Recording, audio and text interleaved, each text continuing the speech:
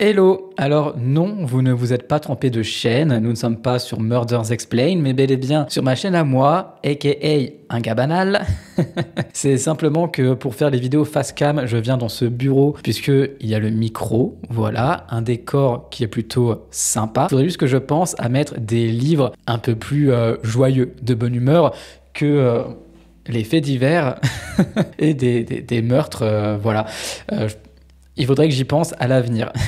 Alors, il y a un petit peu plus d'un an, je vous avais fait une vidéo concernant mon trouble du TDAH et je vous avais dit à l'intérieur que j'ai eu des problèmes d'addiction et que je vous en ferai une vidéo à part puisqu'il y a quand même pas mal de choses à dire. Et ce moment est arrivé, voilà, nous y sommes enfin, après plus d'un an, mais comme vous l'avez vu, il y a eu pas mal d'instants sans vidéo, je suis revenu, puis je vous ai de nouveau abandonné et je suis revenu et là je suis plutôt dans une bonne lancée. Donc, je me suis dit que c'est le moment ou jamais. Cette fois, comparé à la vidéo sur le TDAH que je vous mets juste ici pour ceux qui ne l'ont pas vu, je me suis fait une petite note afin d'avoir un fil conducteur, histoire de ne pas repartir dans tous les sens. Le problème du TDAH, c'est que je pars vraiment dans tous les sens et également... Si je vous précise autant que j'ai un TDAH, c'est parce que ça joue beaucoup quant à mes addictions, puisque comme beaucoup de personnes qui ont ce trouble, eh bien, nous avons eu des problèmes de dépendance, ou certains en ont encore, puisque les personnes qui ont ce trouble ont un déficit de dopamine, ce qui fait que le moindre petit truc qui leur procure du bonheur, ce petit shot de dopamine, eh bien, ça va très vite devenir quelque chose d'addictif, que ce soit les jeux, le sport, les écrans, la drogue, l'alcool, bref, tout ce qui peut avoir un terrain addictif, eh bien, les TDAH peuvent très vite plonger en plein dedans et malheureusement, ça a été mon cas. Je me présente vite fait pour ceux qui ne me connaissent pas, je m'appelle Elliot, je vais bientôt avoir 28 ans, même si ça se voit pas. Je sais. Je suis créateur de contenu, je fais des vidéos sur la chaîne Murders Explained, n'hésitez pas à aller jeter un œil si vous ne suivez pas déjà cette chaîne. Je fais également des vidéos, vlogs, moments de vie sur cette chaîne juste ici. Je sais que certaines personnes, notamment ceux qui sont parents, vont pouvoir pointer un petit peu du doigt mon éducation et de se dire que c'est peut-être la faute des parents si j'en suis venu à là. Non, voilà, je ne veux pas que l'on blâme mes parents. Il y a eu certes des problèmes familiaux. J'ai une histoire familiale assez compliqué de mon côté, mais je ne veux pas forcément qu'on mette en question l'éducation que ma mère a eue envers moi. Elle a fait de son mieux avec les problèmes qu'on a pu avoir et elle n'est surtout pas à blâmer dans toutes ces histoires. Donc pour commencer, dès le début, à partir de 11 ans, puisque justement j'étais en pleine crise familiale, j'ai commencé très tôt à sortir. Je précise que je sortais aussi régulièrement cachette en passant par ma fenêtre. Ma maman pensait que je dormais sagement dans mon lit et finalement, je n'étais absolument pas dans mon lit. Donc encore une fois, elle n'est pas à blâmer, elle n'était pas au courant de la moitié des choses que je pouvais faire. À partir de 12 ans, donc, j'ai commencé à boire pas mal d'alcool. Je traînais avec beaucoup de personnes qui étaient plus âgées que moi. Donc je buvais pas mal d'alcool de manière assez régulière. Alors après, c'était que les week-ends, c'était rarement en semaine, jusqu'à mes 15 ans, où là, ça a commencé vraiment à partir en vrille. Et c'est pour vous dire à partir de quand j'ai commencé un peu à boire de l'alcool, donc ça reste quand même assez jeune, et à partir de 15 ans, c'est là que tout est parti vraiment en cacahuète. J'ai commencé à boire de manière très régulière, voire, j'ai envie de dire, quotidienne. Je sortais du collège, j'allais dans un bar, puisque je connaissais le patron, le barman, et donc il me laissait boire de l'alcool, et juste comme ça, c'était quand même il y a plus de 10 ans, hein, donc je pense pas que maintenant ça se fait encore, enfin quoique. En tout cas, je buvais énormément au point où, en sortant du collège, avant de rentrer chez ma mère, je buvais 3 vodka Red Bull, généralement minimum, avant de rentrer chez moi. Tous les samedis soirs et même parfois les vendredis soirs, je sortais, il y avait des soirées années 80, des soirées à thème, ça se faisait énormément avant, et ça finissait tout le temps en boîte de nuit. J'habitais à Gérardmer et il y a que 2 boîtes de nuit et on allait soit chez l'un, soit chez l'autre. De toute façon, les deux, elles sont côte-côte, et j'y passais mes nuits, voilà, je rentrais le matin vers 6h30, 7h, encore une fois, sans que ma mère le sache, ou parfois, je dormais chez des amis, et donc c'était beaucoup plus simple. Ma mère ne se doutait pas forcément de tout ce qui se passait, et heureusement pour elle, parce qu'elle était déjà bien assez inquiète pour moi. Donc, tout ce quotidien-là, je l'avais entre mes 14 et 15 ans, et à 15 ans et 3 mois, j'ai été émancipé. Émancipation qui signifie donc que je n'étais plus sur la responsabilité légale mal de mes parents, puisque justement avec ma mère ça se passait très mal à l'époque. Mes éducateurs et compagnie considéraient que j'étais un cas désespéré et la question était est-ce qu'on le met en foyer ou est-ce qu'on l'émancipe et comme ça ciao il fait sa vie. Eh bien ils ont choisi de m'émanciper et ciao j'ai fait ma vie. J'ai commencé à ce moment-là à fumer des joints avec mon meilleur ami. À la base, je suis resté 6 mois ami avec cette personne avant que je cède, entre guillemets, à fumer des joints pour la première fois, puisque j'avais un oncle alcoolique et qui fumait énormément de joints, et j'avais cette image du mec qui ne bosse pas, qui vit au crochet de la société, qui fume et boit à longueur de journée. Bref, j'avais pas du tout envie de ressembler à ça. Et à une de ces soirées, mon meilleur ami, qui est toujours un de mes meilleurs amis aujourd'hui, m'a dit écoute, ce soir, je t'amène à un endroit, on va avoir de la beuh de folie, tu vas fumer. Et je me suis dit franchement, YOLO. YOLO, eh bien j'ai fumé pendant 12 ans.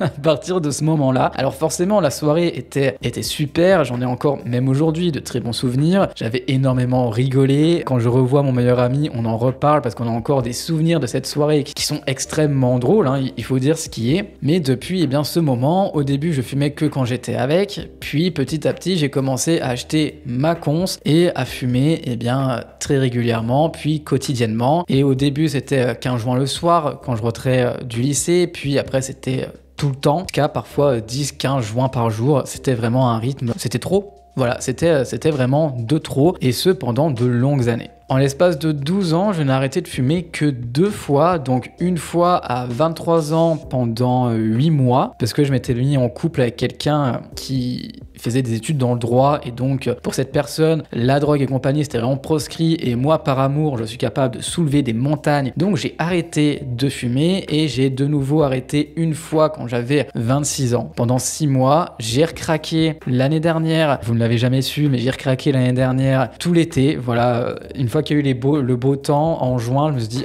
je fumerais bien, et comme un débile, j'ai été recherché, et j'ai de nouveau arrêté là cette année au mois de février, fin février, début mars, j'ai arrêté de nouveau de fumer, et depuis je n'ai plus rien retouché, ni cigarette, ni joint, plus rien. Là on est au 12 juin, et voilà, donc ça fait 3 mois, 4 mois que j'ai de nouveau arrêté de fumer. Puisque, à chaque fois que je recommence à fumer, c'est pas une petite consommation, c'est pas je fume un petit joint le soir et voilà, là ça aurait à la limite pas posé trop de soucis. Le problème c'est que je vais fumer à outrance, dépenser 300-400 balles dans la fume par mois, puisque je vais fumer du matin au soir, raison d'ailleurs pour laquelle j'étais tout le temps en retard aussi sur Murders Explain, puisque tu peux pas fumer à longueur de journée et être à temps dans ton boulot, puisque tu passes ton temps à fumer. Et ma vie est tout le temps régie par le fait de fumer, donc je me dépêchais de faire mes trucs pour pouvoir aller fumer mon joint. Enfin bref, c'était vraiment un enfer, donc j'ai simplement arrêté de fumer. C'est mieux pour ma santé et c'est mieux pour mes finances.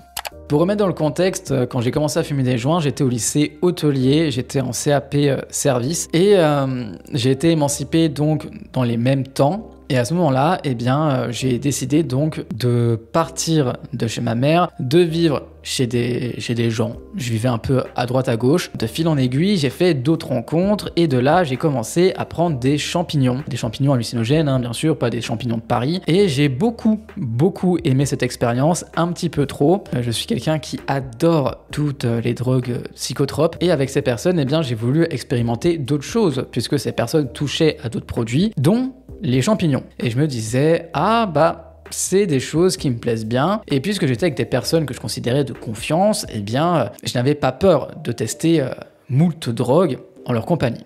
À ce moment-là, puisque ça se passait mal avec mon patron en apprentissage et qu'en plus de ça, je me suis séparé, j'ai décidé de tout quitter. Donc j'ai quitté mon taf et je suis parti vivre avec une amie loin de Gérardmer, à Rambervillers, pour ceux qui connaissent. Et cette personne fumait tout autant de joints que moi, donc on fumait énormément. Mes journées se résumaient à faire de la guitare, à jouer aux jeux vidéo, à fumer des joints. Et cette journée se répétait encore et encore, jusqu'à ce que je rencontre un autre groupe d'amis qui, eux, allaient en free party. De là, moi qui aimais déjà bien la techno, je me suis dit, pourquoi pas aller en teuf avec ces personnes. Quelle idée j'ai eue.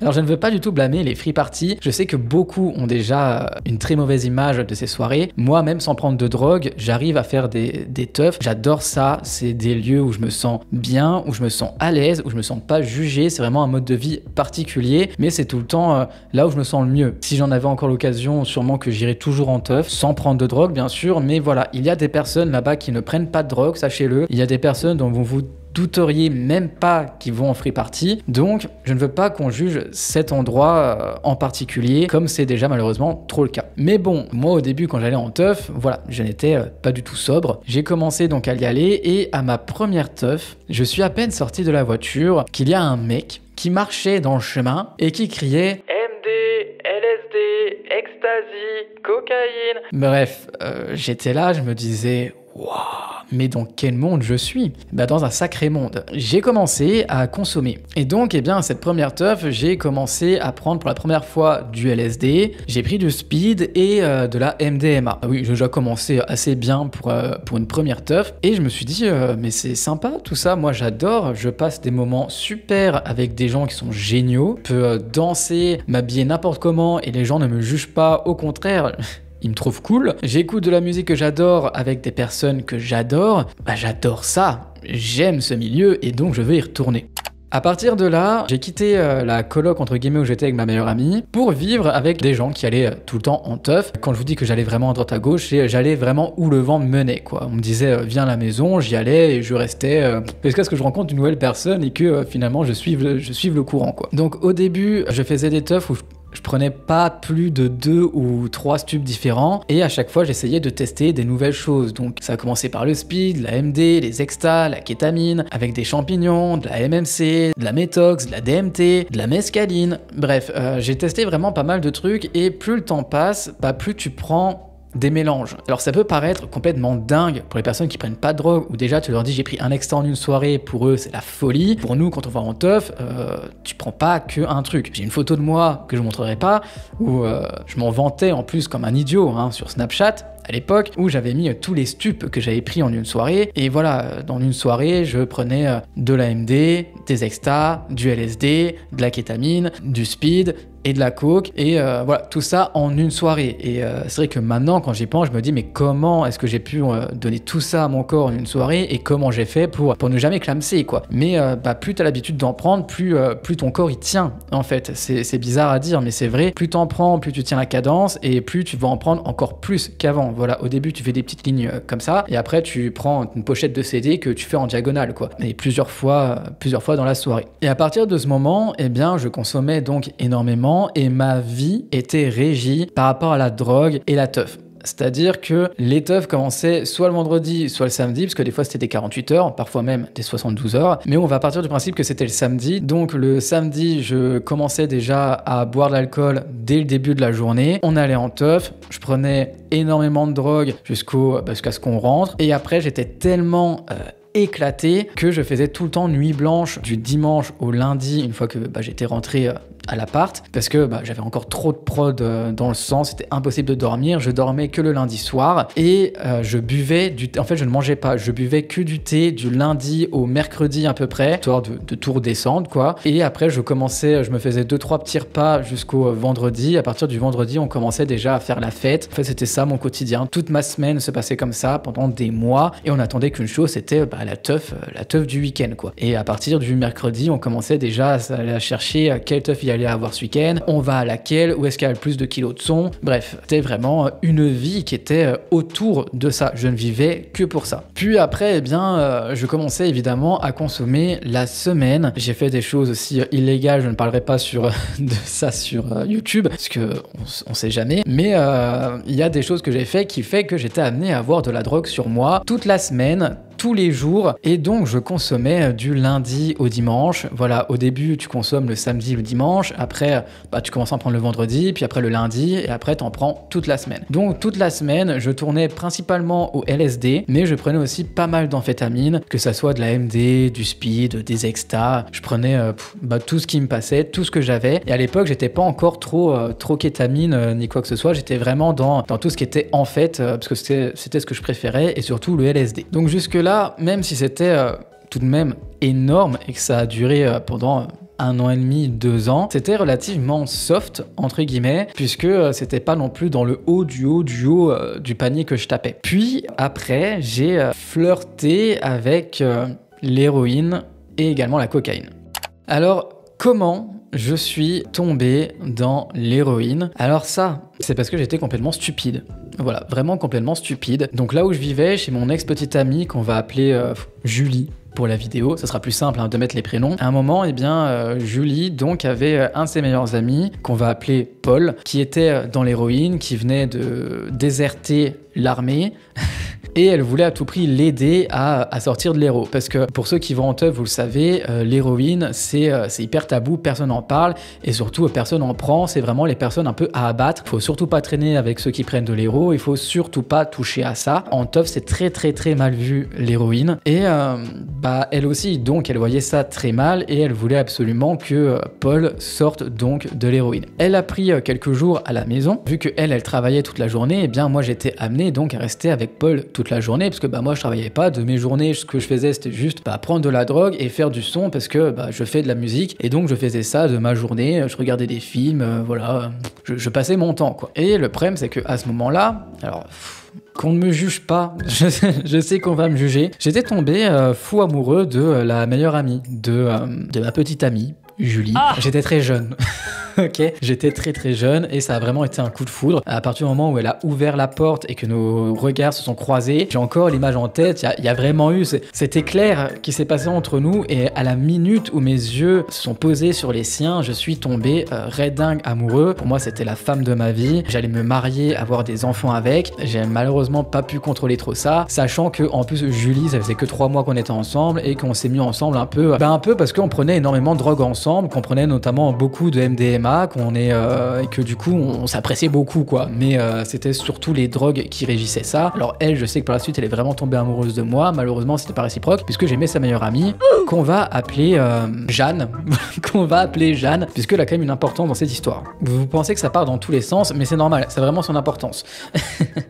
Et donc, Paul est à la maison, et l'héroïne, ça te rend très vicieux. Donc tu fais croire aux gens que tu n'en prends plus, mais en fait, dès que tu vas aux toilettes, tu vas en prendre. Et donc lui, il continuait d'en prendre, malgré que ma petite amie, Julie, pensait qu'il n'en prenait plus et qu'on était en train de le sauver de cette drogue, ce qui n'était absolument pas le cas. Le week-end, comme tous les week-ends, nous avions prévu d'aller en teuf. En plus, c'était bien parce que pour une fois, ça se passait pas très loin de chez nous. Et moi, eh bien, j'étais très triste, puisque la femme que j'aimais, Jeanne, qui elle aussi était en couple depuis 2 ans et demi, partait à un festival avec la personne avec qui elle vivait. Pas de téléphone pendant 3 jours. Et moi, j'étais au bout de ma vie, quoi. J'avais pas de nouvelles d'elle. Plus à l'époque, je savais très mal gérer mes sentiments, je savais très mal gérer mes émotions, très mal gérer mes relations, et je n'arrivais pas à dormir, quoi. Je ne dormais plus parce que j'avais plus de nouvelles, parce que c'était la femme que j'aime, mais oulala, mais en plus elle est pas avec moi, elle est avec l'autre, et ainsi de suite. Bref, j'étais vraiment au bout de ma vie. Ça faisait déjà 2 jours que je ne dormais pas, et on devait aller en teuf donc le samedi. Paul me dit, écoute, vu ton état,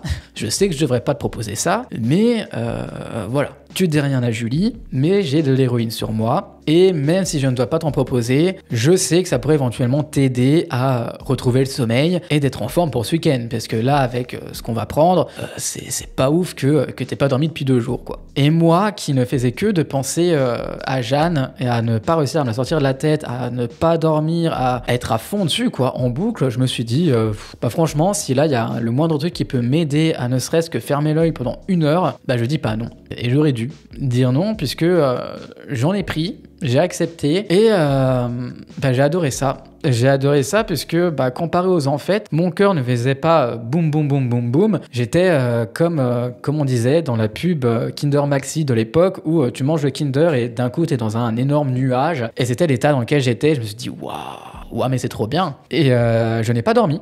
Je n'ai pas dormi, mais ça m'a tellement détendu que j'ai vraiment adoré ça. Alors, je vais pas vous raconter la teuf, même s'il y a tellement de trucs à dire sur cette teuf, je vais pas vous la raconter. Simplement, à partir de ce moment, j'ai commencé à consommer de l'héroïne très régulièrement, en sachant que après, j'ai quitté Julie, parce que de toute façon, j'aimais trop Jeanne et que c'était pas honnête vis-à-vis de Julie, donc je l'ai quitté. Avec Jeanne, en même temps, ça s'est fini, et je suis parti vivre avec Paul, voilà, dans le grenier de chez sa mère. Et à partir de là, on a commencé commencé à prendre de l'héroïne tous les jours, parce que de toute façon lui il en prenait déjà tout le temps, et moi je l'ai suivi un petit peu dans ce délire. De là est née une amitié très fusionnelle, et puisqu'on était tous les deux amoureux de femmes qui ne voulaient pas de nous, on était tous les deux fous amoureux d'une femme, pas la même, hein, je vous rassure, et ces femmes elles avaient déjà quelqu'un d'autre et elles ne voulaient pas de nous, et donc on s'est enfermé en fait dans ce truc, et on prenait de l'héros quotidiennement à longueur de temps. C'était trop, c'était beaucoup trop. Notre vie n'était plus régie par les teufs, mais par l'héroïne. On était à un point où on aurait pu vendre notre mère pour avoir un gramme. C'est de là que j'ai commencé à faire la manche.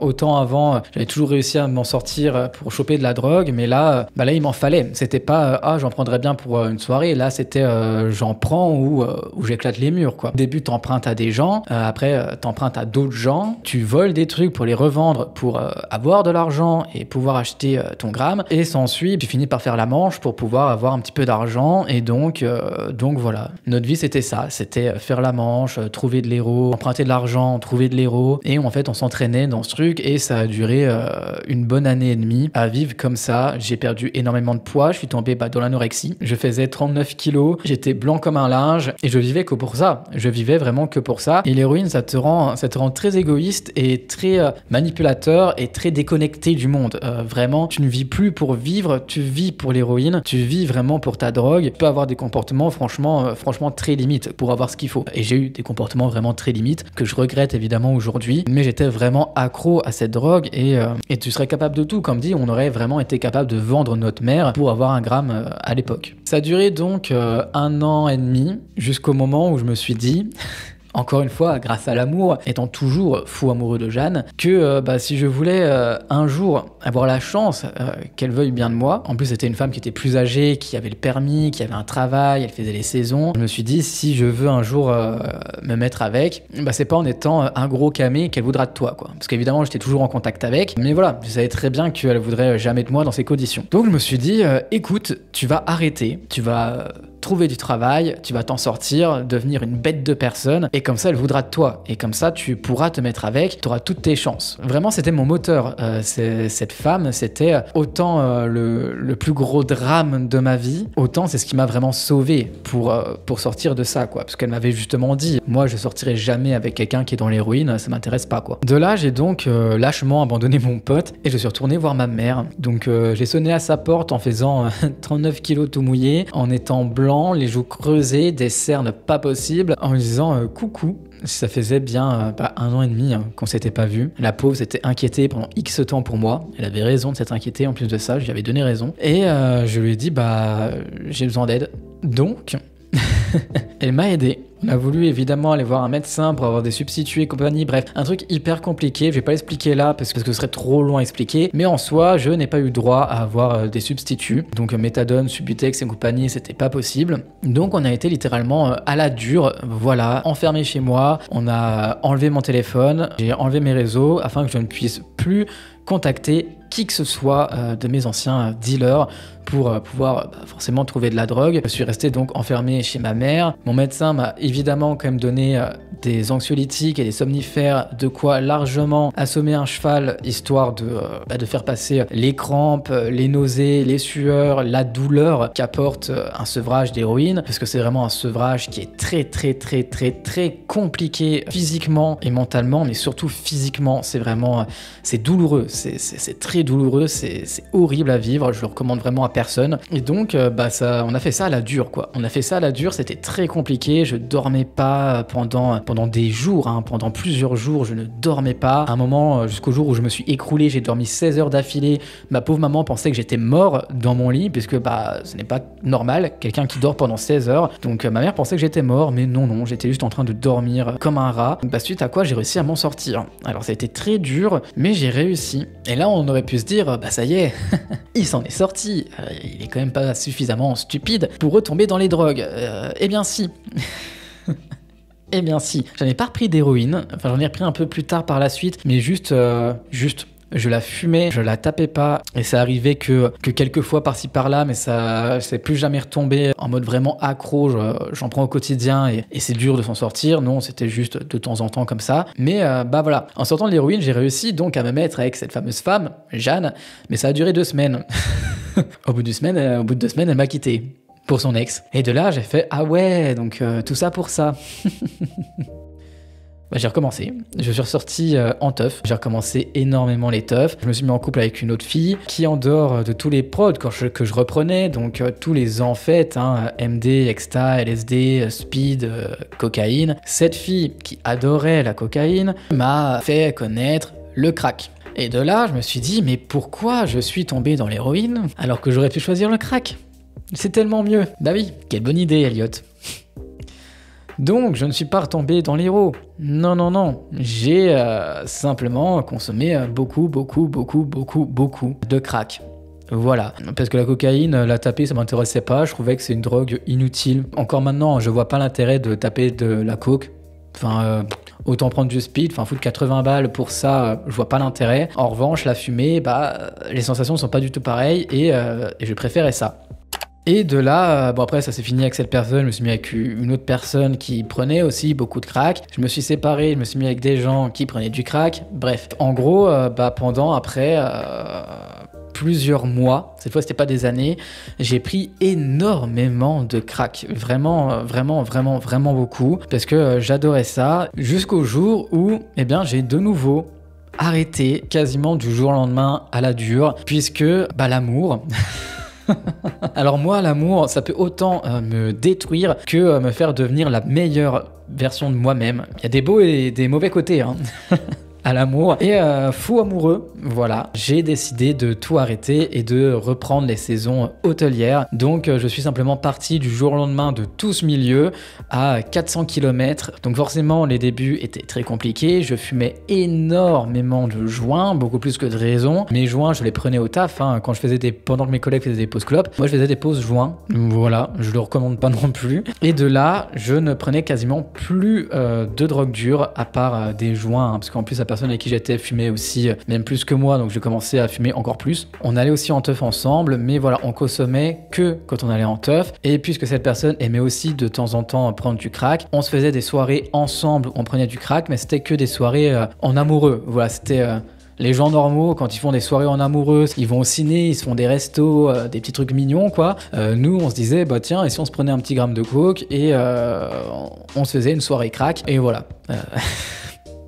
Donc c'était vraiment occasionnel, c'était pas plus d'une fois par mois et après c'était tous les 2-3 mois parce que c'était vraiment par hasard, on travaillait et des fois dans le cadre de notre travail on avait des collègues qui prenaient de la drogue et qui nous disaient bah tiens là j'ai quelqu'un qui vend de la coke, qu'est-ce que t'en veux, on en prenait et c'est tout. C'était vraiment occasionnel et donc je vous ai même pas en fait donné de chronologie, j'essaierai de vous mettre des dates à peu près vers là, mais jusqu'à chaque fois je disais 1 an et demi, 1 an, 6 mois. En gros donc j'ai consommé des drogues dures de mes 15 ans à mes 20 ans, jusque mes 20 ans, donc pendant 5 ans de ma vie, et j'ai de la chance parce que finalement c'était assez peu, et de mes 20 ans à mes 23 ans, je consommais plus de manière régulière, mais c'était de temps en temps, seulement de temps en temps, donc comme dit, avec cette personne avec qui j'étais en couple, ou de temps en temps on se prenait un gramme de coke, et voilà, on se faisait une petite soirée crack ensemble, de temps en temps on prenait des extas, de temps en temps c'était du LSD, mais c'était plus à outrance, comme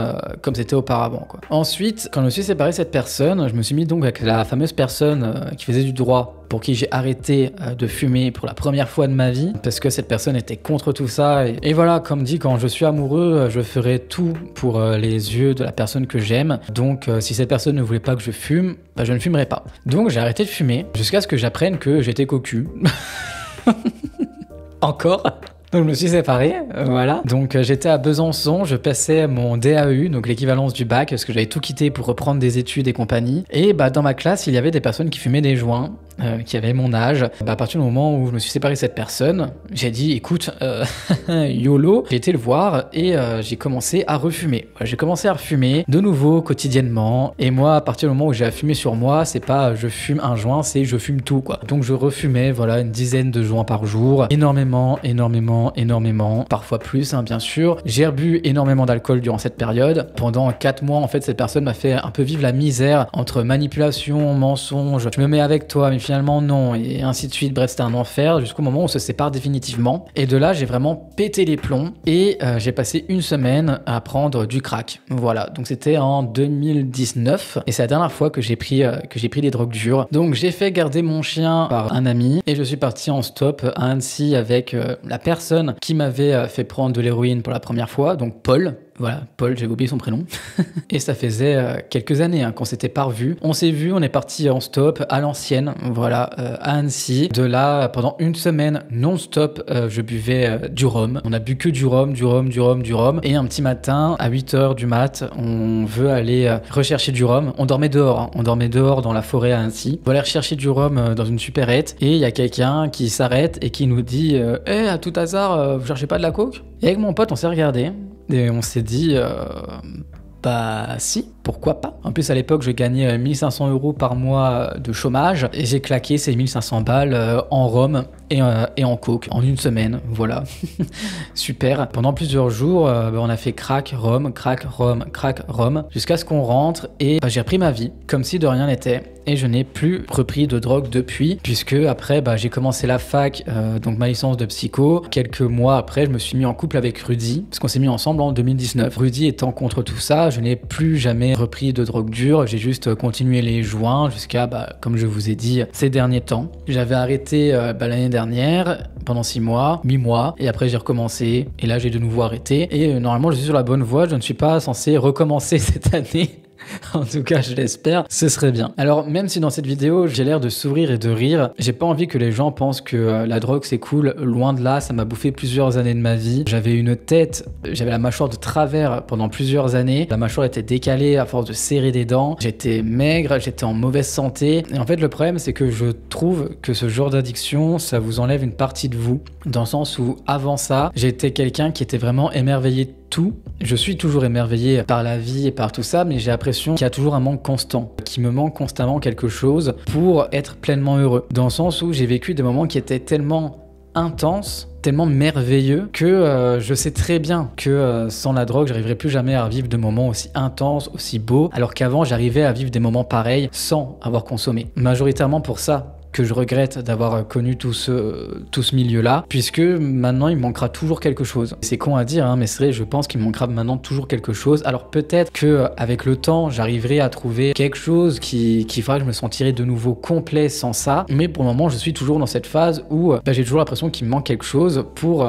pouvoir vraiment réussir à m'amuser ou à vivre les choses de manière aussi intense, aussi passionnée. Je saurais pas comment expliquer ça. Je sais que j'ai beaucoup de personnes que j'ai pu côtoyer qui ont eu le même passé que moi, qui m'ont dit qu'ils vivaient la même chose, et je sais pas si avec le temps ça s'arrangera ou non. Cette dépendance m'a fait faire des choses que je n'aurais sûrement jamais faites, des choses que évidemment je regrette aujourd'hui, même si je ne regrette pas d'avoir quand même vécu tout ça. C'est assez contradictoire parce que d'un côté je regrette pas non plus d'avoir vécu tout ça parce que c'est ce qui fait la personne que je suis aujourd'hui avec mes expériences de vie, mais d'un côté je me dis que si j'avais pas vécu tout ça, peut-être que aujourd'hui je pourrais me sentir plus complet. Enfin, je sais pas, c'est très compliqué. J'ai des sentiments encore vachement ambivalents par rapport à cette partie de ma vie. D'autant que je pense qu'une fois que t'as eu ce type d'addiction, c'est des addictions que tu auras pour toute ta vie. Il m'arrive maintenant, alors que j'ai pas consommé depuis 2019, des fois pendant plusieurs jours où ça va devenir obsessionnel, où je vais penser qu'à ça, où je vais me dire je veux prendre quelque chose, je veux prendre du LSD, je veux prendre du crack ou des trucs dans le genre, et ça va durer plusieurs jours où finalement je vais pas être bien. Là, il y a un mois à peu près, pendant quasiment une semaine, je n'avais envie que de ça. Alors j'en parle pas à mon entourage parce que j'ai pas envie de les inquiéter et que je sais que de toute façon je ne le ferai pas, donc ça sert à rien de leur en parler, alors je sais que je le ferai pas, mais je vis encore des moments parfois compliqués comme ça. Alors c'est que dans ma tête, hein, bien sûr, c'est plus un manque physique comme j'ai pu connaître lorsque j'ai décroché de l'héro, mais ça m'arrive encore d'avoir des moments où c'est obsessionnel, où j'ai envie de consommer, et je me dis que ça se trouve ça sera comme ça toute ma vie. Et si vous pouvez éviter d'avoir ce genre de choses, franchement évitez-le. Je considère que j'ai eu vraiment énormément de chance d'avoir réussi à m'en sortir aussitôt, d'avoir décidé surtout surtout de m'en sortir aussitôt, puisque j'aurais pu rester pendant encore des années à consommer de l'héroïne, du crack et ainsi de suite. Et finalement, j'ai eu le mental et les épaules et surtout la motivation de me dire que c'était pas la vie que je voulais, et je l'ai fait à temps, je pense. Je pense que si j'étais resté ne serait-ce qu'une année de plus dedans, ça aurait été beaucoup plus compliqué que ça pour moi. Je sais que je reste une personne à risque et que encore aujourd'hui, j'ai toujours besoin d'un moteur, de quelque chose qui me maintient la tête hors de l'eau. Que ce soit l'amour, le travail, les objectifs de vie, notamment mon chien également, qui fait qu'à chaque fois que j'aurai cette forte envie de consommer, de me dire bah non, tu peux pas parce que tu as telle responsabilité, parce que tu as tel objectif dans ta vie, parce que tu as telle personne dans ta vie qui fait que tu peux pas. Et je sais que j'ai toujours besoin de ce moteur constant dans ma vie pour ne pas retomber, comme par exemple j'ai pu retomber en 2019 parce que bah je pensais avoir perdu l'amour de ma vie. C'est pas du tout l'amour de ma vie, que j'avais plus d'objectifs, que j'étais complètement paumé, et je me suis dit bah tiens, s'il y a plus cette personne, bah, je vois pas pourquoi je resterai clean, et donc je suis retombé comme un naze dans tout ça quoi. Donc je sais que je reste un profil à risque, et je pense que toutes les personnes finalement qui ont déjà consommé dans leur vie de manière à outrance comme ça resteront toujours des profils à risque. Si je pouvais revenir en arrière, est-ce que je recommencerais? Honnêtement, oui, je referais tout comme je l'ai vécu, puisque encore une fois, c'est ce qui a fait la personne que je suis aujourd'hui. Évidemment, si j'ai des conseils à vous donner, déjà si vous ne faites pas partie de ce monde et que vous avez l'occasion de ne jamais consommer de votre vie, ne consommez jamais. Évitez au maximum de tester, même si on se dit je teste qu'une fois, on n'a qu'une vie, YOLO. En fait, ça va tellement vite, vous vous rendez pas compte comme tu peux passer d'une soirée à dire allez, je teste pour une fois l'Exta, la MD et ainsi de suite, et après, subitement, du jour au lendemain, tu te rends compte que tu consommes tous les jours. Ça va extrêmement vite, on se rend même pas compte. Moi, je m'en suis pas rendu compte au début que je consommais une fois de temps en temps, puis tous les week-ends, et après, tu commences à en prendre la semaine, et finalement, t'en prends tous les jours, et t'en as jamais assez. Donc, tu fais des mélanges, t'en prends bien plus qu'avant. Après, tu vas tester d'autres choses, et tu vas te chercher toujours de plus en plus haut, parce que tu as toujours besoin de sensations nouvelles. Et en fait, ça va tellement vite, vraiment, ça va extrêmement vite. Donc, si je peux vraiment vous donner ce conseil, si vous avez vraiment la possibilité de ne jamais tester ça, ne le faites pas. Ça paraît un petit peu bateau comme conseil, ce serait vraiment le seul que j'aurais à donner. C'est si vous pouvez, ne testez pas. Moi, je sais que je regrette pas cette période de ma vie parce que j'ai passé des moments exceptionnels. J'ai aimé cette période de ma vie. Encore maintenant, quand je regarde en arrière, j'ai quand même un énorme sourire parce que j'ai aimé cette période de ma vie, mais pour autant, j'y retournerai pas. J'y retournerai pas parce que c'était un mode de vie qui n'était pas sain. Ça se trouve, si j'avais continué encore des années, je serais peut-être plus là aujourd'hui. Donc, même si moi, j'ai le recul et la hauteur nécessaire pour me dire que j'ai aimé cette période de ma vie mais j'y retournerai pas, tout le monde n'a pas ce recul, tout le monde n'a pas non plus la force et les épaules pour en ressortir comme ça presque indemne, j'ai envie de dire. Alors évidemment, le but de cette vidéo n'était pas de vous faire un cours ou des leçons de morale ou mes conseils sur les drogues dures. C'était juste pour vous raconter un petit peu mon histoire avec tout ça, parce que je vous l'avais dit, que je vous le raconterais et que je me suis dit que c'était le moment, et que je voulais vous proposer également une autre vidéo qui change un petit peu des vlogs. Honnêtement, je ne sais pas comment finir cette vidéo, à part ne prenez pas de drogue. Parce que la drogue, c'est mal. C'est bateau, mais vraiment, la drogue, c'est mal. Si vous pouvez ne pas en consommer, c'est le mieux. Évitez tout ce genre de choses. Vous n'avez pas besoin de ça pour être bien, pour faire la fête, pour vous faire accepter dans certains groupes d'amis. Croyez-moi, on est largement mieux sans, en étant conscient d'absolument tout ce qu'on fait. Voilà, donc c'était mon passif avec les drogues en règle générale. J'espère que vous avez pu en apprendre un petit peu plus sur ma personne et que vous allez ne jamais suivre mon exemple. Voilà, s'il y a bien un exemple à ne pas suivre dans tout ça, c'est le mien, sauf si vous êtes actuellement en train de prendre des drogues, suivez mon exemple et arrêtez.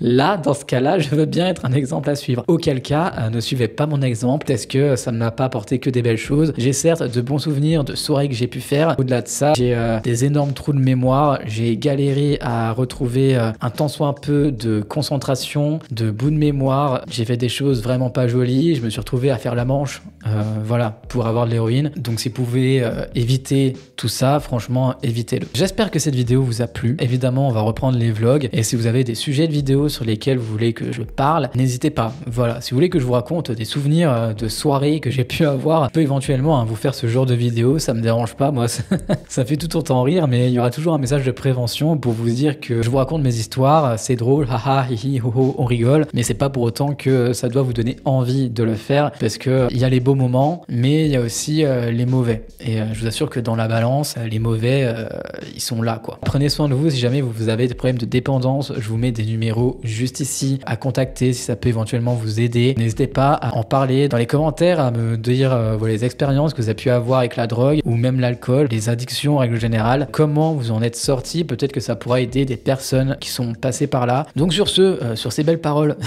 prenez soin de vous, à très vite pour une nouvelle vidéo. Voilà, je sais pas quand cette vidéo est sortie, c'était un mercredi ou un dimanche, donc à bientôt. Bonne soirée, ciao.